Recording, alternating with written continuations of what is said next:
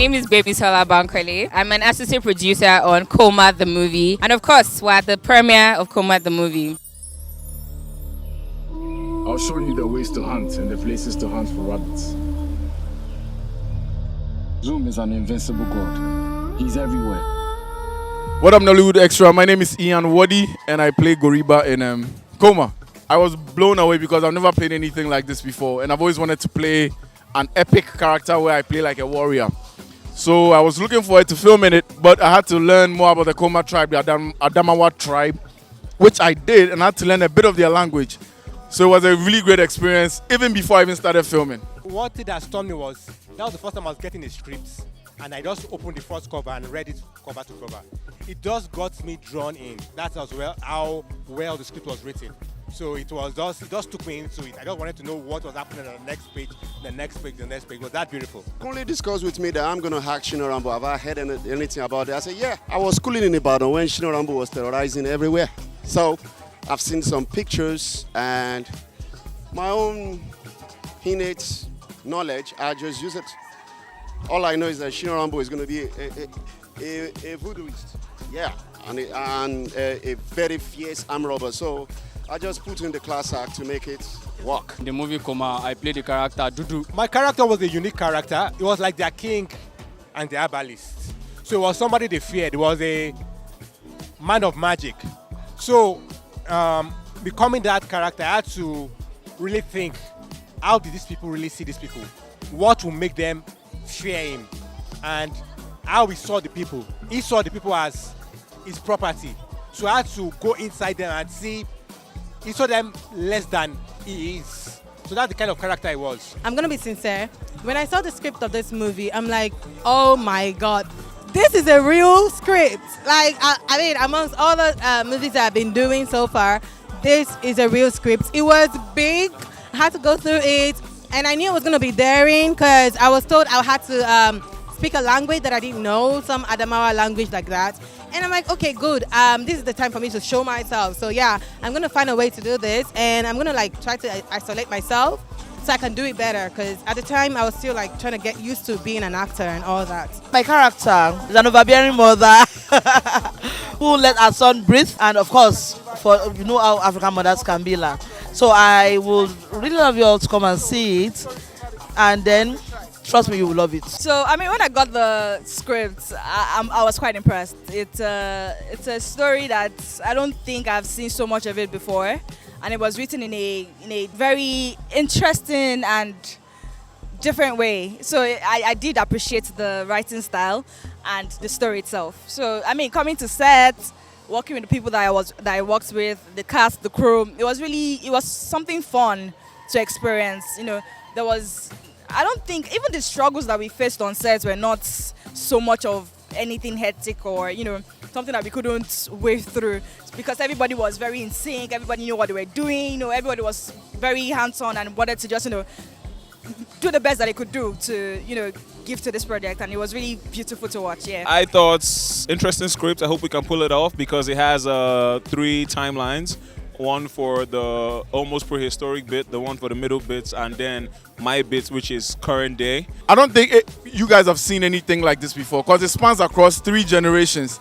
So the director was very thorough in the story and in the cinematography. So like, I just want you guys to see what he did, but it was an amazing performance by myself and then also by the director.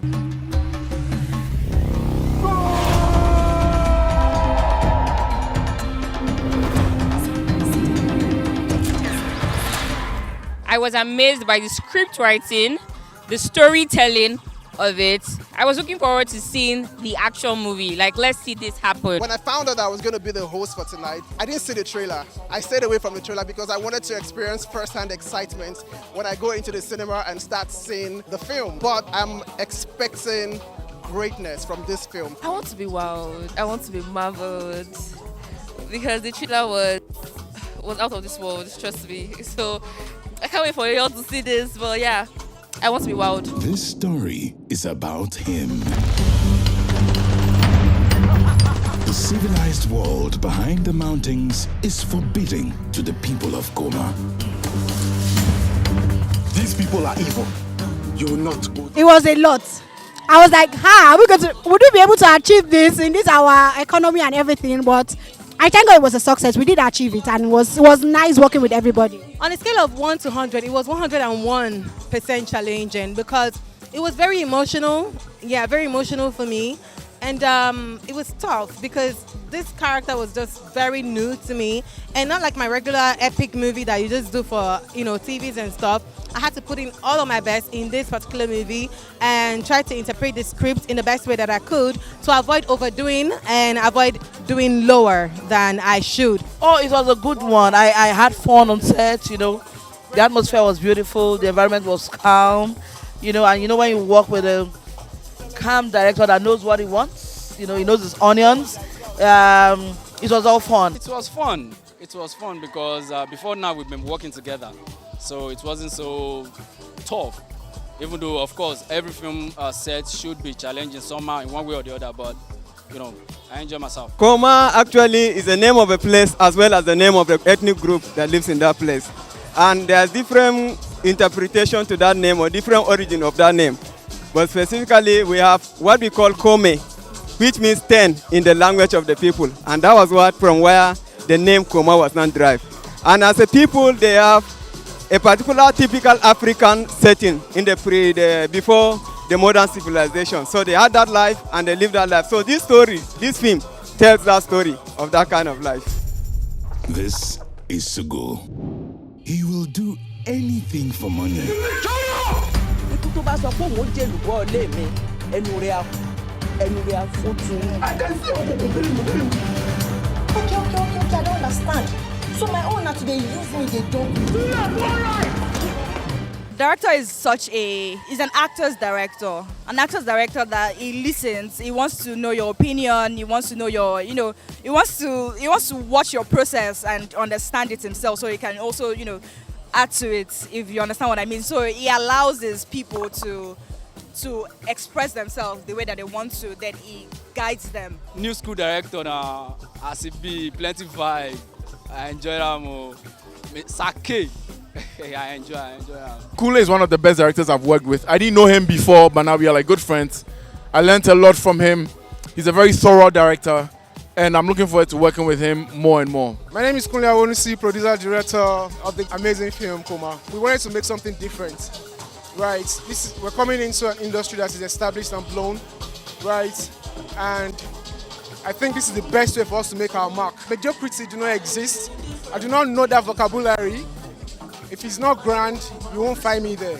And so this is the grand way to come into Nollywood. Even though I have been around, I've been in Nollywood for over a decade, about 15 years, but then we never attempted a feature film. So this is our very first feature film, and so this is our grand way. This is my grand way of coming to the industry and saying, hey, hi, my name is Ninalowo, and I'm here.